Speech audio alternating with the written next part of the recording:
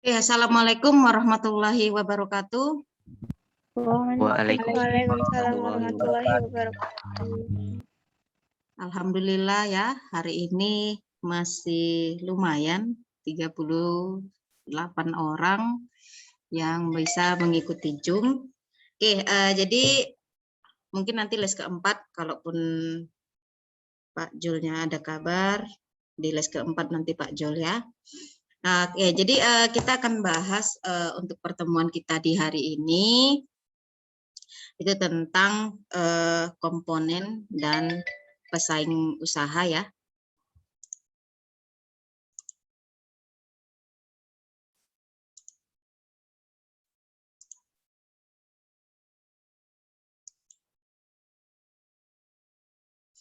Jadi untuk topik kita yang ketiga ini kita akan bahas tentang konsumen dan pesaing usaha. Nah, dalam konsumen dan pesaing usaha ini masih dari KD pertama ya. Nah, jadi nanti setelah pembelajaran ini minggu depan kita masuk ke topik baru dan untuk psikologinya ujian formatif ya. Nah, jadi konsumen dan pesaing usaha. Ya, di kelas 10 udah tahu lah konsumen itu apa. Benar nggak? Saril. Iya, Ma'am. Saril ada? Iya, Ma'am. Ya. Tahu nggak apa itu konsumen? Orang yang menggunakan atau memakai barang. Orang? Yang mengkonsumsi, memakai, atau menggunakan barang. Oke. Jadi konsumen ini biasanya lebih memakai, memang dia memakai dan sifatnya menghabiskan barang ya, menghabiskan barang. Nah, kita lihat untuk indikator pembelajarannya, berarti di sini yang harus kalian capai adalah menganalisis konsumen dan menganalisis pesaing usahanya. Ya, pesaing usaha ini berarti adalah saingan-saingan yang ada di pasar ataupun saingan usaha yang ada di sekitar kita, kalau kita memang membuka usaha. Nah, yang pertama kita lihat dari pengertian persaingan. Yang namanya persaingan itu kalau secara umum pasti sudah tahu ya, persaingan itu apa, karena dalam kehidupan sehari-hari kita juga pasti mengalami yang namanya persaingan, baik itu persaingan dalam belajar, dalam di lingkungan rumah dan lain sebagainya, itu pasti ada yang namanya persaingan. Nah, kalau menurut bahasa Indonesia ya, Kamus Bahasa Indonesia, persaingan itu merupakan suatu persaingan yang dilakukan oleh seseorang atau sekelompok orang tertentu agar memperoleh kemenangan atau hasil secara kompetitif. Jadi di sini sebenarnya persaingan yang dimaksud adalah persaingan yang memang benar-benar kompetitif ya. Ya, jadi di sini bagaimana cara agar kita bisa memperoleh kemenangan sehingga usaha yang kita lakukan itu bisa mencapai target ya di pasaran dan bisa diterima masyarakat. Jadi persaingannya itu kalau dalam dunia usaha harus persaingan yang sehat, yang positif. Kemudian kalau di istilah yang lain ya, persaingan itu merupakan kenyataan hidup gitu. Memang benar. Jadi bukan hanya di dunia bisnis aja sebenarnya, tetapi kenyataan hidup yang memang harus kita jalani. Kita memang harus benar-benar bisa bersaing agar memang bisa ketika kita menghadapi persaingan itu kita bisa mempunyai strategi ya, strategi maupun bagaimana cara kita mengantisipasi agar memang kita bisa mencapai target yang kita inginkan. Jadi di sini sangat kalau di dalam dunia bisnis biasanya persaingan itu ditujukan untuk bagaimana kita bisa menyelesaikan suatu masalah sehingga kita bisa mengambil keputusan dan bisa mendapat keuntungan dari usaha yang kita jalankan. Nah, untuk analisis persaingannya. Nah, yang pertama ada identifikasi pesaing. Jadi dalam identifikasi pesaing yang perlu diperhatikan adalah jenis produk yang ditawarkan. Nah, apakah produk yang ditawarkan ini banyak di pasaran atau memang baru kamu buat gitu. Jadi di sini kamu harus benar-benar memahami persaingan dari jenis produk yang ditawarkan. Biasanya kalau dari topik kita makanan khas daerah itu banyak di pasaran. Hanya saja bagaimana caranya kamu menawarkan produk kamu dengan kelebihan produk yang ada kamu punya gitu. Kemudian melihat besarnya pasar yang dikuasai. Nah, kalau besarnya pasar yang dikuasai, berarti di sini kamu harus tahu berapa banyak pesaing yang ada di pasar. Ya. Berapa orang yang memang menjadi saingan berat kamu, berapa pengusaha. Jadi di sini kamu harus benar-benar paham kondisi dari pesaing-pesaing kamu agar kamu bisa lebih unggul dari yang lain. Sama seperti contoh kehidupan sehari-hari ketika kamu ikut lomba, maka kamu juga harus punya strategi. Dan kamu tahu berapa banyak pesaing yang ada di bidang kamu. Berapa orang yang harus kamu kejar dan berapa orang yang harus kamu lomba agar kamu jadi pemenang. Kemudian identifikasi peluang dan ancaman. Jadi di sini ketika kamu sudah membuat produk, kamu sudah tahu pesaing kamu, maka kamu harus bisa membaca peluang yang ada. Jadikan peluang itu sebagai kesempatan yang besar untuk meraih keuntungan. Nah, sedangkan ancaman, jadikan ancaman itu sebagai tantangan kamu, bagaimana kamu bisa keluar dari zona ancaman tersebut. Ya, kemudian identifikasi keunggulan dan kelemahan. Nah, kalau dari segi keunggulan dan kelemahan, maka kamu harus tahu kelemahan produk orang lain, tapi bukan berarti harus menjatuhkan produk orang lain. Hanya saja dengan kamu ketahui kelemahan produk orang lain, jadikan itu sebagai kelebihan produk yang kamu miliki. Apa kelebihan produk yang kamu peroleh ataupun yang kamu miliki sehingga berbeda dengan produk yang lain. Nah, kemudian kita lihat dari identifikasinya. Jadi dalam identifikasi ada beberapa konsep yang memang harus kalian lihat gitu. Jadi yang pertama konsep industri. Kalau konsep industri berarti di sini kita melihat dari dasar ya, dasar untuk permintaan dan penawarannya. Ya, seperti kelas 10 kita sudah belajar ekonomi tentang permintaan dan penawaran. Sehingga nanti bertemu antara permintaan dan penawaran, itu yang disebut dengan keseimbangan pasar atau equilibrium. Jadi di sini biasanya kalau untuk industri, mereka melihat seberapa besar permintaan dan seberapa tinggi penawaran yang ada. Sehingga di sini dapat kita membuat berbagai macam strategi untuk memasarkan barang tersebut. Karena di dalam konsep industri banyak hal yang perlu diperhatikan. Yang pertama bisa jadi dari segi kinerjanya, kemudian bahan bakunya dan lain sebagainya. Jadi setiap konsep industri ini yang paling ditekankan adalah perilakunya.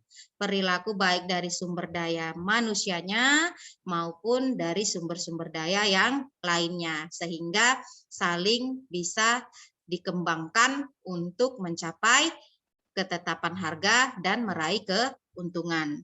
Kemudian konsep pasar tentang persaingan. Jadi dalam konsep pasar tentang persaingan, ini biasanya perusahaan itu melihat bagaimana pesaing yang potensial dan yang aktual. Jadi di sini biasanya dengan adanya pesaing-pesaing yang potensial dan yang aktual, kita bisa membuat perencanaan lebih baik di dalam jangka waktu tertentu. Contoh target misalkan untuk jangka waktu 5 tahun kah atau 1 tahun sehingga target pemasaran itu bisa terlaksana. Nah, kemudian kita lihat dari menentukan sasaran pesaing. Nah, kalau sasaran pesaing berarti di sini adalah kita melihat dari segi finansialnya, ya, laba. Kalau misalkan pesaing kita labanya contohnya sebulan 30 juta, berarti kita harus bisa lewat di atas 30 juta. Itu merupakan cara bagaimana kita memotivasi diri agar produk kita ini bisa maksimal labanya.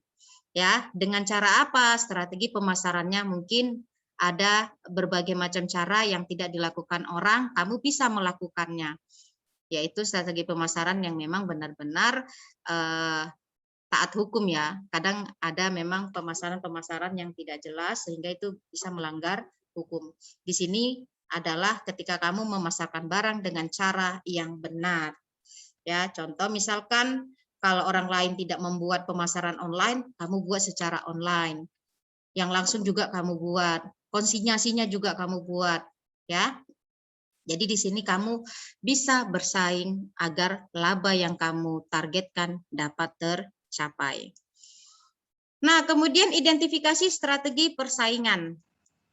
Nah, kalau dari strategi persaingan, berarti di sini kamu harus paham dengan strategi apa saja yang harus dikuasai. Yang pertama, strategi menyerang pesaing yang lemah terlebih dahulu. Jadi gini, maksudnya adalah bukan menyerang seperti perang, tapi di sini kamu menyerang dalam kondisi adalah target memasarkan barang kamu.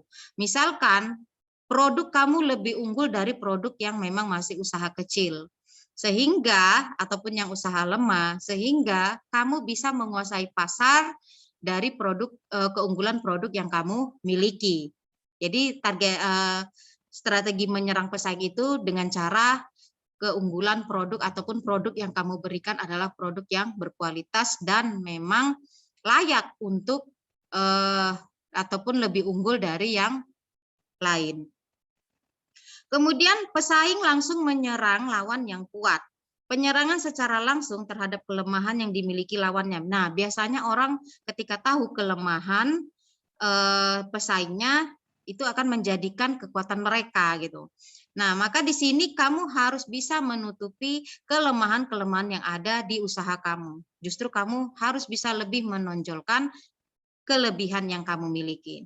Kemudian strategi gerilya yang dilakukan dengan menunggu lawannya yang sedang lengah. Jadi di sini ketika kita bersaing di pasar, ada saat-saat tertentu di mana pesaing-pesaing kita itu dalam kondisi yang lengah ataupun tidak aktif atau tidak produktif seperti biasanya. Nah, disinilah saatnya kamu untuk bersaing ketat, ya, memasarkan produk yang kamu miliki. Kemudian bertahan terhadap setiap serangan yang dilakukan lawan atau mengimbangi serangan yang dilakukan lawan. Yaitu tadi, dengan produk yang kamu miliki lebih unggul, kemudian bisa jadi harga kamu bisa bersaing lebih murah, otomatis kamu bisa menghadapi serangan yang ada yang dilakukan oleh lawan-lawan pesaing kamu. Oke, strategi menghadapi pesaing ya. Nah, di sini kalau dia strategi menghadapi pesaing, yang pertama ada strategi pemimpin pasar. Jadi memang kamu harus jadi pemimpin di pasar. Bukan berarti jadi preman ya.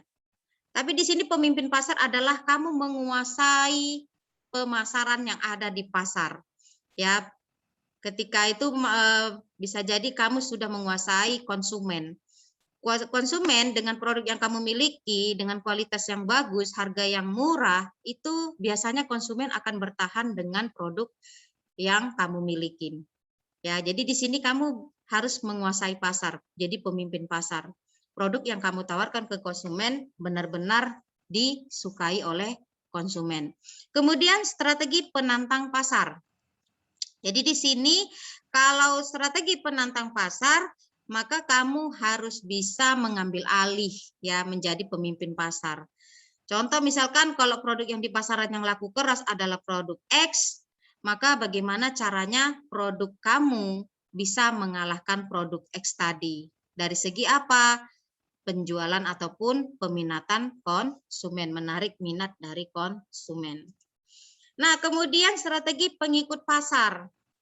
Nah, di sini biasanya antara pemimpin dan penantang itu selalu diikuti pengikut pasar. Mereka mencari peluang gitu. Jadi di sini kalau misalnya kamu di posisi pengikut, maka kamu harus bisa melihat kondisi pemimpin dan bagaimana kondisi penantangnya agar kamu bisa menyerang di antara keduanya sehingga kamu yang menjadi pemimpin pasar ya.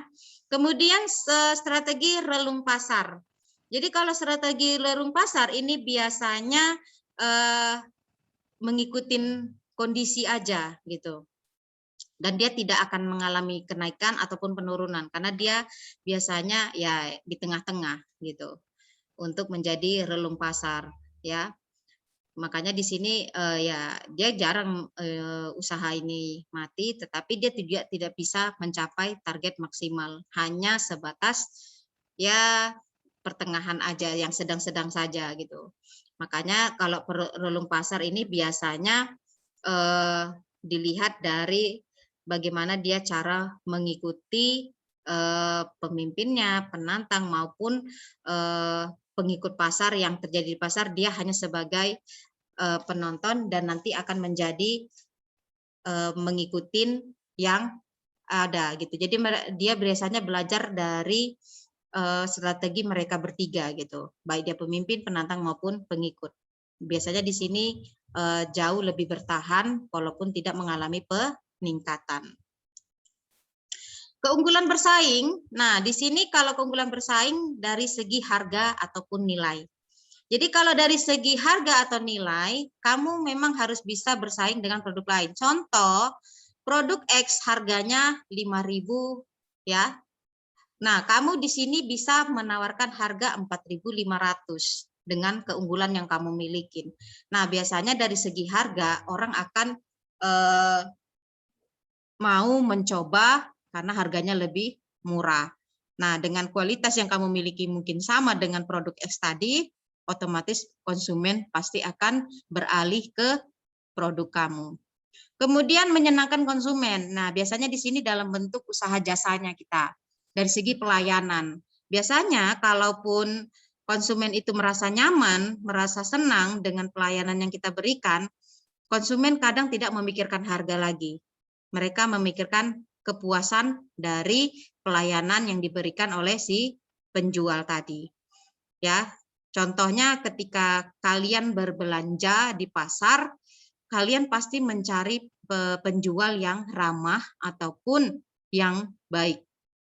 Ya, kalau sudah pernah kalian mencoba ke penjual yang kasar, pasti untuk selanjutnya kalian tidak akan mau berbelanja ke situ lagi. Benar nggak Adelia? Benar, Mem. Benar. Biasanya dari segi pelayanan kita bisa tidak berpindah tempat. Walaupun harganya mungkin agak lebih mahal. Benar nggak? Benar, Mem. Benar. Karena apa? Pelayanan itu sangat penting. Ketika kita merasa puas untuk pelayanan jasa yang diberikan, maka kita akan bertahan di tempat tersebut. Nah, kemudian pengalaman dalam nggak nampak pula ini. Gimana ini? Nah, pengalaman ataupun pengalaman yang baik ataupun buruk. Jadi di sini kalian harus tahu pengalaman yang baik ataupun buruk. Biasanya kalau kita merasa puas, pengalaman baik, kita justru malah mengajak orang lain. Yuk ke situ aja karena di situ pelayanannya baik. Benar nggak? Benar, Mem. Benar. Tapi kalau misalnya kita nggak puas dengan itu, udah nggak usah ke situ, penjualnya cerewet sekali gitu. Benar kan? Jadi Benar, Mem.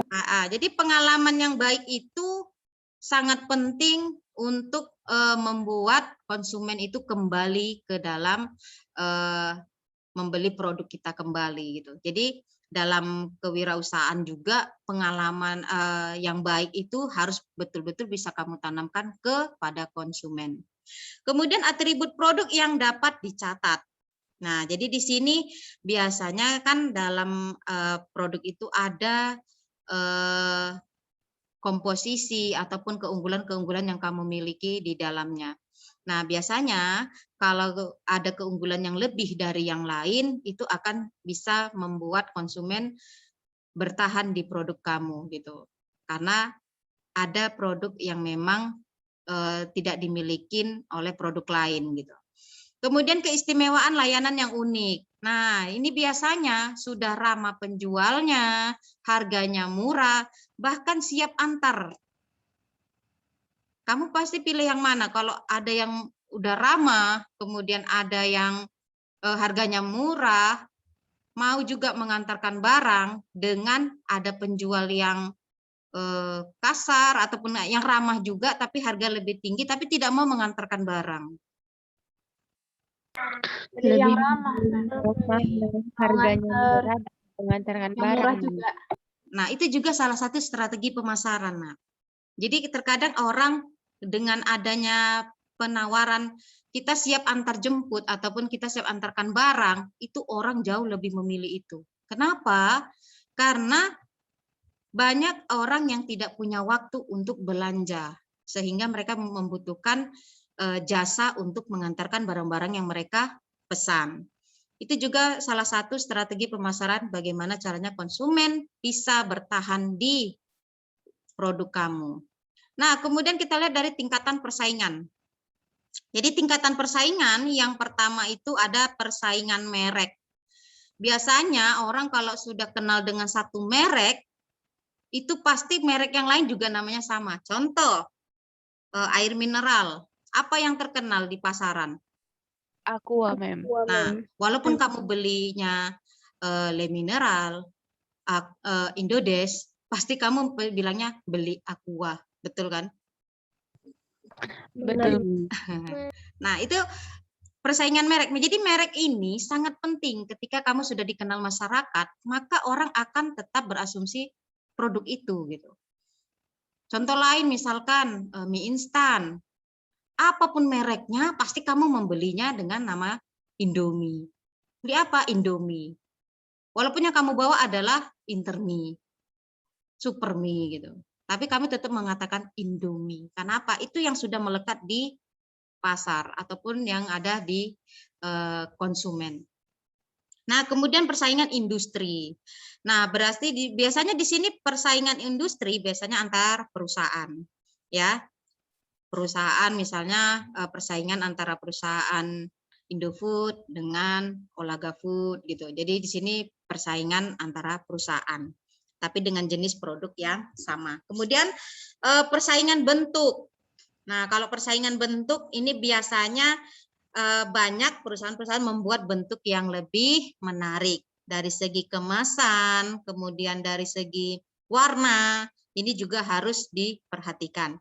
Kemudian persaingan umum, biasanya di sini persaingan yang terjadi dari segi harga aja ya, persaingan umumnya biasanya dari segi harga, kemudian dari pesaing-pesaing yang lebih kuat ataupun yang lainnya. Ada kalanya memang pesaing-pesaing umum ini bisa ini menjadi persaingan dalam konsumsinya, dalam harga misalkan. Kalian bisa buat harga segini, ada pesaing yang lebih tinggi bisa membuat harga lebih murah. Itu yang bisa membuat produk kita tidak mampu bersaing di pasaran dengan biaya operasional yang tinggi. Kita tidak bisa menurunkan harga. Nah, kemudian kita lihat dari mana nih? Hilang.